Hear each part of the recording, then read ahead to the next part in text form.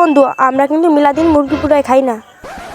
আর ওই পাশে কিন্তু রহিম চাচা ভালো একটা ফার্ম আছে, চল আমরা ওই জায়গা থেকে মুরগি চুরি করে আনে পুরাই খাই গিয়া। বন্ধু, আর তুই ওদিক থেকে রয়েছিস কে? এই যে আমি এদিক থেকে। ও তোরা তো দেখা ঠেয়া যায় না। তুই কালা মানুষ, তুই কি দেখবি ওরে? ও আমরা তো ভুলে গেছিলাম। আমরা যাই, আয় চল চল।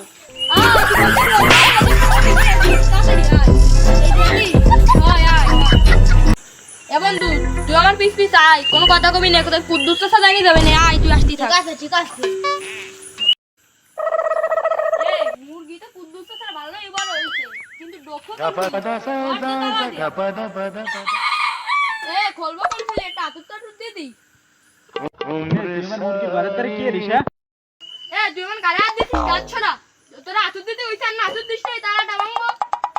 আমি ফার্মের মালিক, তুই এদিকে আগে তাকায় দেখ। চাচা, আমি চুরি করতে আসি নাই মুরগি। তুই আগে আমার সাথে আয়, এদিকে আয়। চাচা, আমি আপনার মুরগি চুরি করতে আসি নাই, আমার শয়তানে ধোঁকা দিয়ে দেখানো হয়েছে। ও কি করলো? আমি তাই এই রোজা রমজান মাসে বন্দি, আর ও সব শয়তানের দোষ দিচ্ছে। চুরি করবে ওরা, শয়তানি করবে ওরা, দোষ দেবে সব শয়তানের, ওরাই তো বড় শয়তান।